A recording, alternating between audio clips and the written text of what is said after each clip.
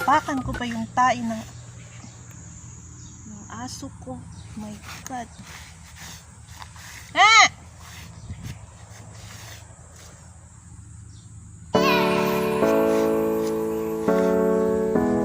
Pinapalabas ko kasi yung mga aso ko sa umaga. Tapakan ko na. Yung tae nyo!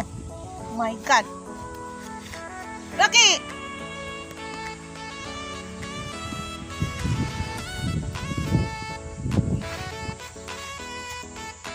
Hello, good morning everyone. I am here at the garden with my two dogs. I don't know where's the another one. Pangpan! This is my dog, Lucky. Tingnan nyo, ang dumi-dumi. Takbo ng takbo yung isa. Nakaupo lang siguro, ewan ko na saan yun. Pangpan!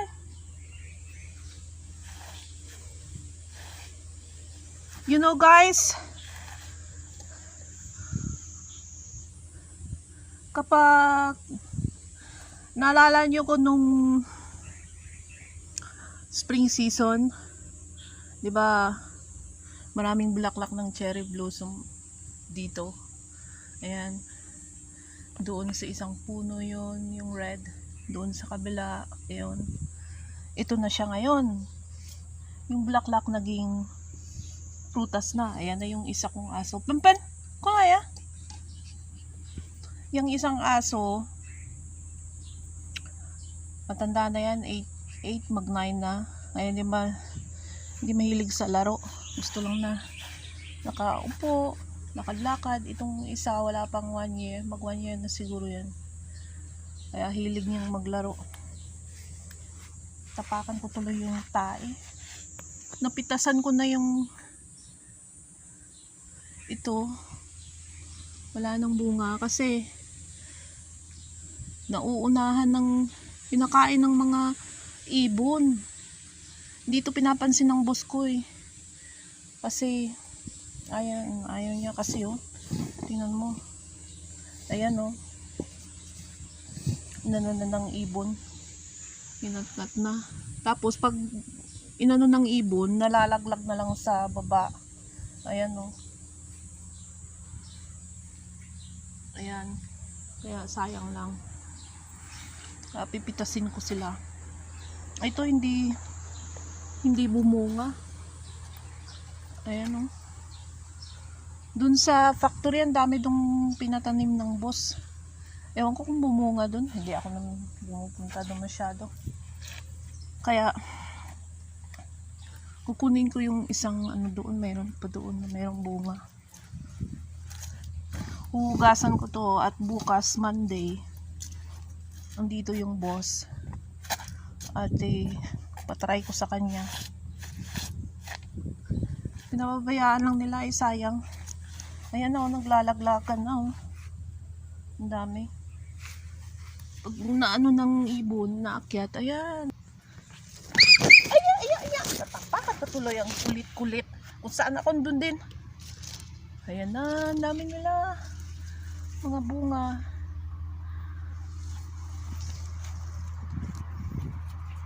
Ayan. Cherry ang tawag nila. Maraming mga bulaklak to dati, yung namumukadkad ng cherry blossom. Ito rin.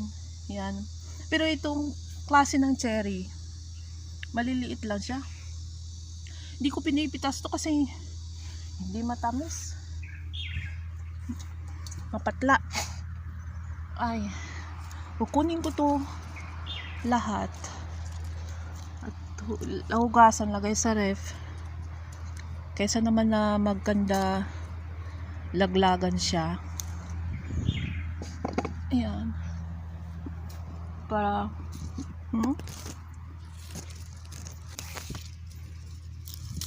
kasi oh, nahihinog na siya. Sayang lang pag nalaglag. Kaya tinry ko matamis. Kaya pipitasin ko siya. Last year hindi matamis. Ayan oh.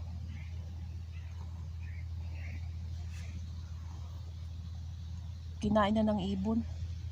Ilalagay ko dito para makain nila. Pag may kagat na ng ibon, hindi ko kinukuha. Ang dami. Sa sobrang hinog na, oh. Sa sobrang hinog na ano na, malambot na. Ilagay ko na lang dyan para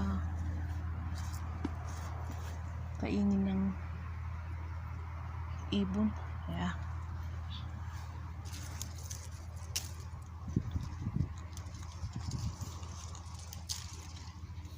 Sabi kasi ng boss ko, hindi matamis yan. Iyan mo dyan para may makain yung ibon daw. Itinry ko. Matamis. Ayan na yung gardener.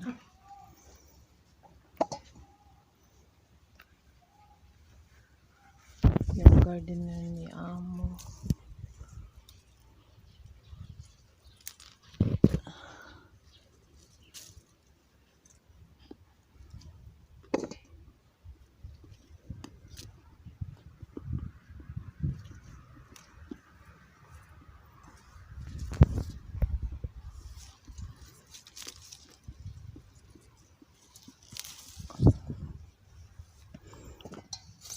Mainit ngayon.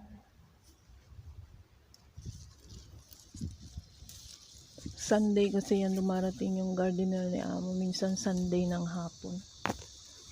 Kung anong ginagawa niya dito. Pero kaninang umaga nawalis ko na yung doon sa may mahangin kasi kaya maraming naglaga ng dahon. Yung winawalis ko lang naman yung sa harap ng door mismo. Pero yung dito sa may yung mga yan, yung dito sa garden na mismo, hindi ko trabaho yan. Kalabaw kasi dito ng company pag may celebration, may bisita yung company, kingat-ngat na ng ibon. Dito sinicelebrate pag may mga kainan, magpapakain si boss ng bisita niya.